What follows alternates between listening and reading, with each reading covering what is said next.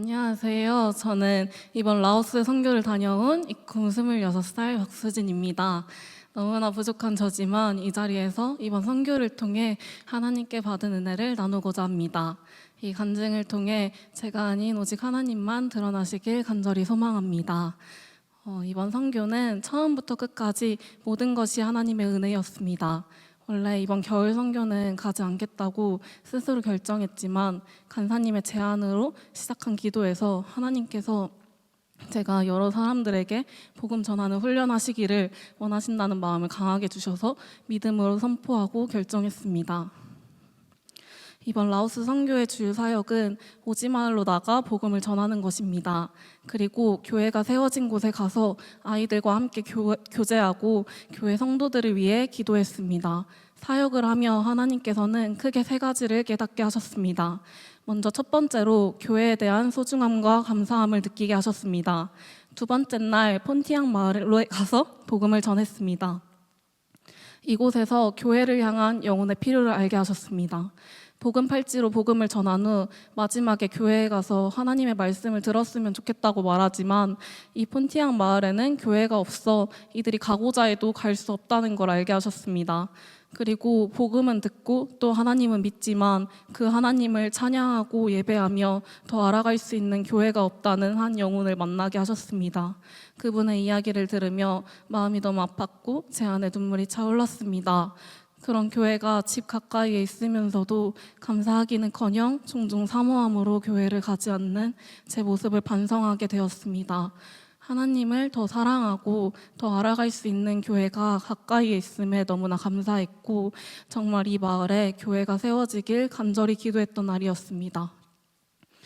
두 번째로 하나님의 자녀됨을 깨닫게 하셨고 만나는 영혼들을 위해 전심으로 기도하게 하셨습니다.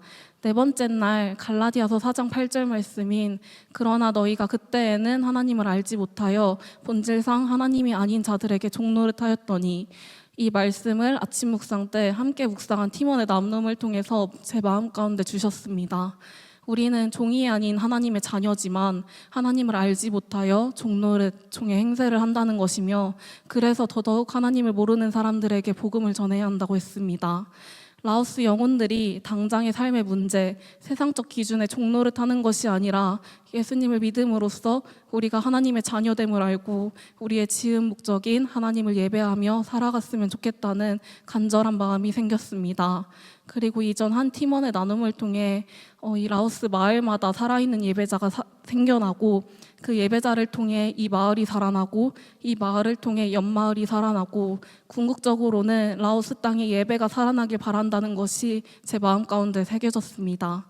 내가 만난 영혼들이 그 예배자가 되길 간절히 바라는 마음이 있었습니다. 그 마음들을 가지고 영혼들에게 나아갔습니다. 교회에서 만난 아이들을 위해 기도할 때 이 간절한 마음으로 기도했고 하나님께서 저와 중보하는 영혼들의 마음을 어루만져 주신다는 것을 느꼈습니다. 세 번째로 비전에 대해 마음을 주셨고 선포하게 하셨습니다.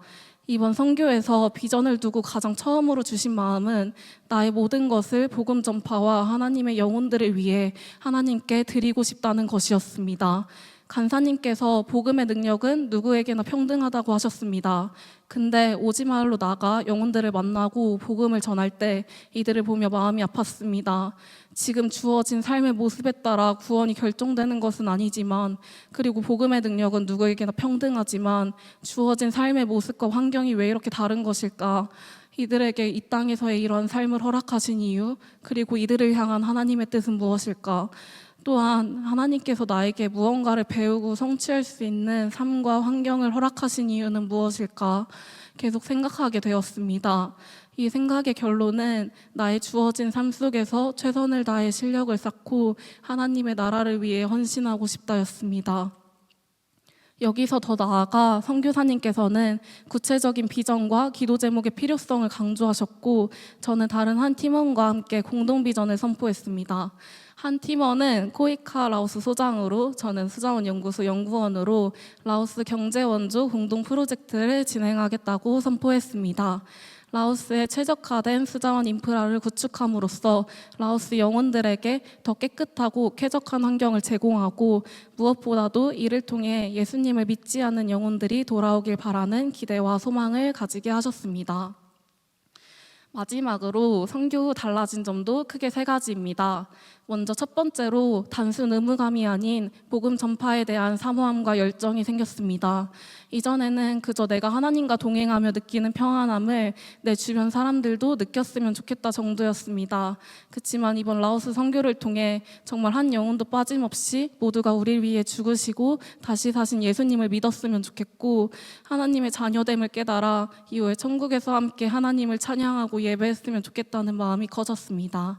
가장 가까운 가족부터 친구들, 교회에서 만나는 동역자들, 앞으로 대학원과 연구원에서 만나게 될 사람들에게 나의 모습과 선한 행실, 실력을 통해 하나님께서 우리 삶의 주인 되심을 전파하고 싶습니다.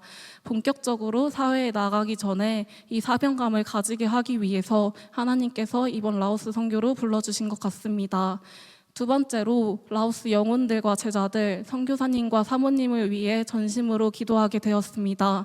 이번 선교를 통해 이분들의 삶과 복음 전하는 상황들을 정말 피부로 깨닫게 하셨고, 라오스의 복음 전파에 앞장서고 계시는 이분들을 위해 계속해서 전심으로 기도하게 되었습니다. 세 번째로 주어진 하루, 당장의 시간에 최선을 다하고자 하는 마음과 열정을 계속해서 느끼게 되었습니다. 우선 지금 허락된 삶과 주어진 것들에 하나님께 너무나 감사합니다. 그리고 저에게 이를 허락하신 이유가 분명히 있기에 순간순간 마음을 다해 임하고자 하는 마음이 커졌습니다. 끝으로 이번 라오스 선교에 불러주심에 한 명 한 명 너무나도 귀한 팀원들을 만나게 해주심에 이 팀원들과 함께 하나님의 복음과 사랑을 전할 수 있음에 나를 향한 하나님의 사랑과 뜻을 깨닫게 하심에 하나님께 너무나도 감사드립니다. 모든 영광 하나님께 올려드리며 간증을 마치겠습니다. 들어주셔서 감사합니다.